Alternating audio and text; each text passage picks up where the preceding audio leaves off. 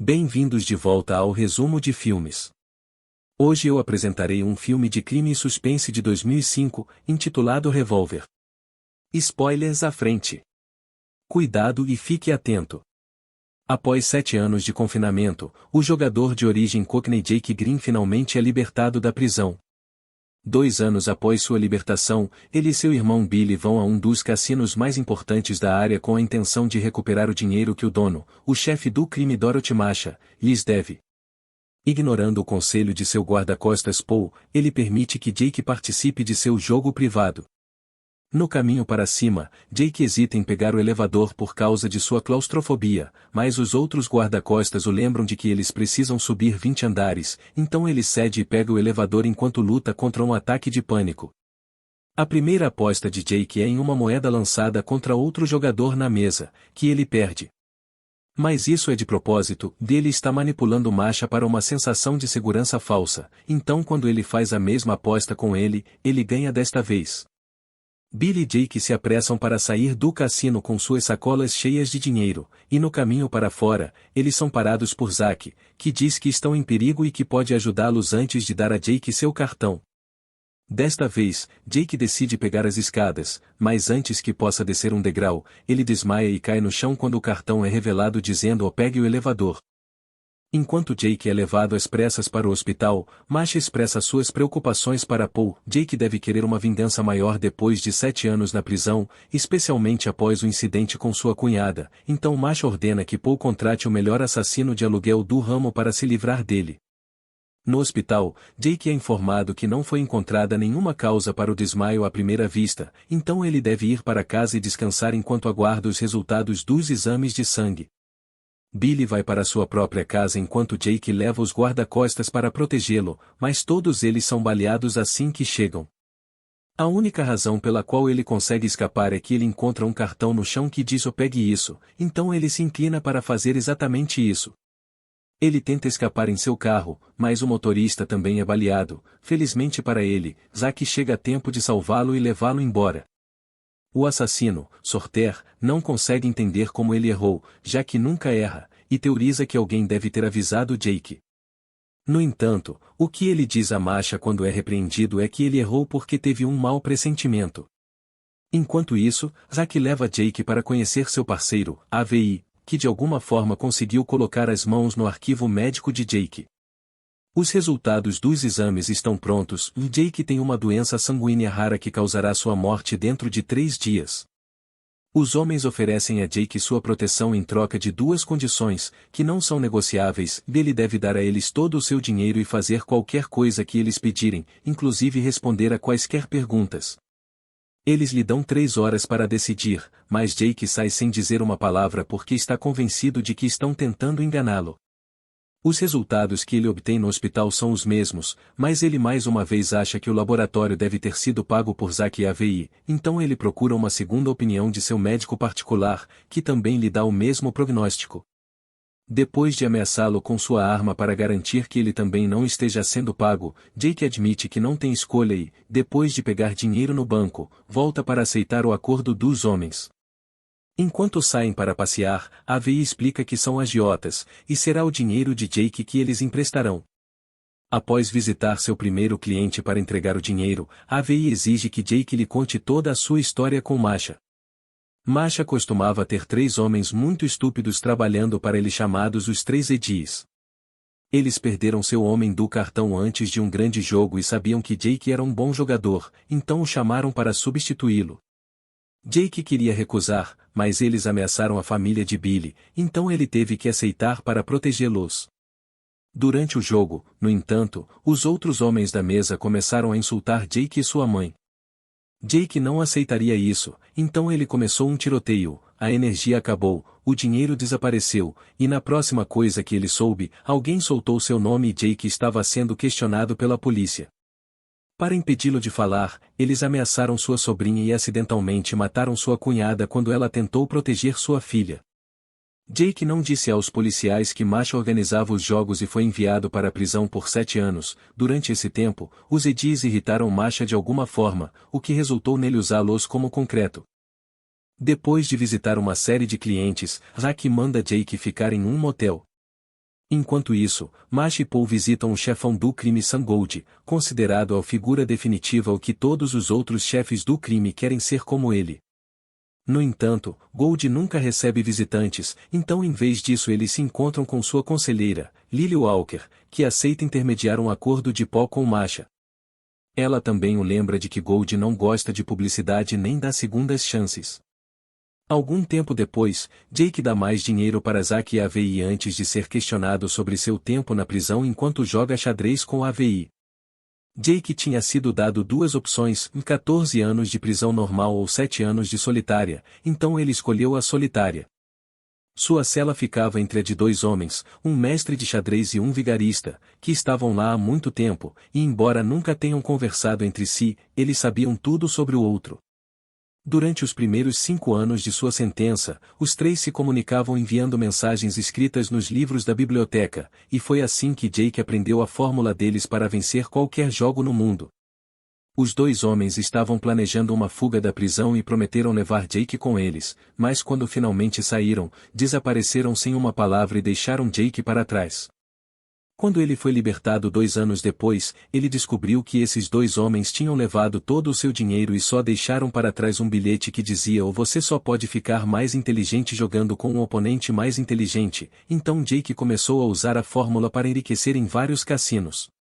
Conforme os dias passam, Jake continua trabalhando visitando vários clientes e distribuindo seu próprio dinheiro. Ele também deveria ameaçá-los se não pagassem, mas não consegue se obrigar a machucar pessoas inocentes e desesperadas. Enquanto isso, Avi e Isaac estão acorrentando o lado de uma parede a um caminhão para que, quando puxarem, quebrem a referida parede e roubem o cofre do outro lado. Esse cofre tem o pó que Masha havia prometido a Lily, então quando ele descobre que foi roubado, ele envia Paul para resolver isso, não importa o que seja necessário. Paul vai ver seu rival, o chefão da tríade Lord John, que aceita fornecer-lhes o pó em tão pouco tempo, mas apenas por um preço inflacionado. Jake, Zack, AVI e sua equipe vão para o hotel onde a troca acontecerá. Eles se infiltram em um quarto ao lado dos capangas para fazer um buraco na parede e injetar gás adormecedor, fazendo com que os homens de Masha e de John durmam. Então eles roubam o dinheiro e o pó, fazendo parecer que foi Masha que roubou John e vice-versa. Algum tempo depois, Jake recebe uma ligação de Billy, que lhe diz que tem perguntado por aí e descobriu que Zack e AVI são tão perigosos que nem mesmo Gold os tocaria, então Jake deveria sair de lá.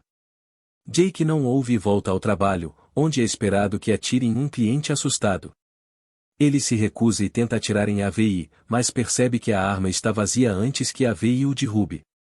Jake acorda horas depois no motel e recebe uma ligação de AVI dizendo que sobreviveu ao seu terceiro dia, então ele deveria fazer um check-up.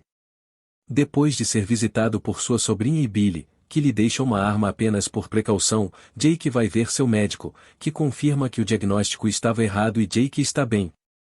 Ele tenta ligar para a AVI e exigir respostas, mas a AVI apenas diz que ele terá que esperar.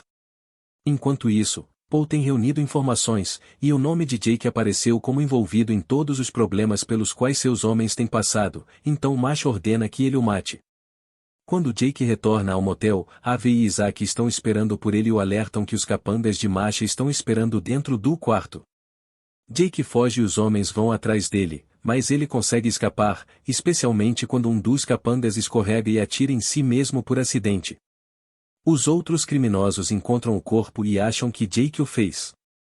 Jake vai ver Avi e Isaac em seu escritório, onde eles confessam que sempre souberam que Jake não lhes contou toda a verdade sobre seu antigo acordo com os Edis.